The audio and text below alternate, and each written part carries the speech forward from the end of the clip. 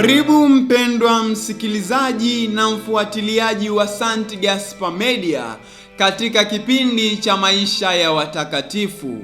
Ikiwa leo ni tarehe 24 ya mwezi Aprili, tunasikiliza na kutafakari juu ya maisha ya Mtakatifu Fidelis Roy wa Simaringen, padre na mtawa mkapuchini. Fideli alizaliwa huko Simaringen, Ujerumani mnamo mwaka 1578. Wazazi wake walikuwa Wakristo bora. Tangu utoto wake alionekana kuwa kijana aliyeulinda usafi wa moyo wake.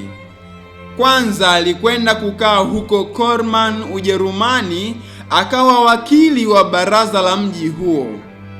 Lakini kwa tamaa ya kufuata mwenendo mtakatifu, aliingia katika shirika la mapadre wa Kapuchini wanaojitesa sana kwa ajili ya Yesu Kristo.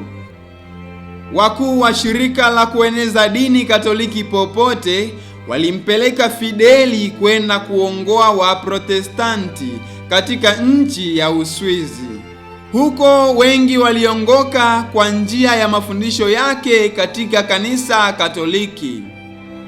Maadui walimwonea kijicho kwa kuwa aliwaongoa Waprotestanti wengi, kwa hivyo walifanya shauri la kumuua. Lakini Fideli hakuogopa kitu, alizidi kuhubiri dini Katoliki. Siku moja alipokuwa anafundisha watu kanisani, mtu mmoja mbaya alitaka kumpiga risasi, lakini alimkosa. Siku hiyo hiyo Fideli alikutana na kundi la Waprotestanti, wakamkamata na kumwambia akane dini ya Kikatoliki. Fideli aliwaambia, nimekuja kuyapinga mafundisho yenu. Mnadhani nitakubali sasa kuyafuata? Hata kidogo. Mara walimrukia wakamchoma kwa visu vyao.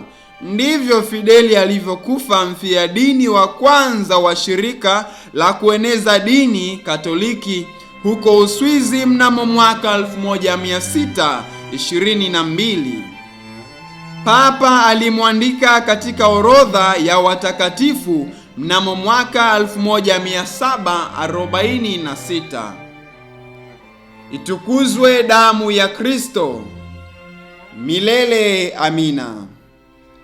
Tafakari fupi inayotokana na maisha ya Mtakatifu Fideli wa Simaringen, padre na mfiadini.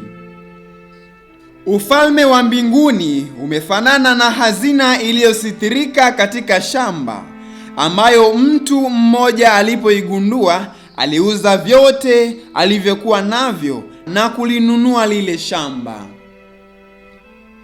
Mtakatifu Fidelis Roy wa Simaringen, padre na mtawa mkapuchini, utuombee.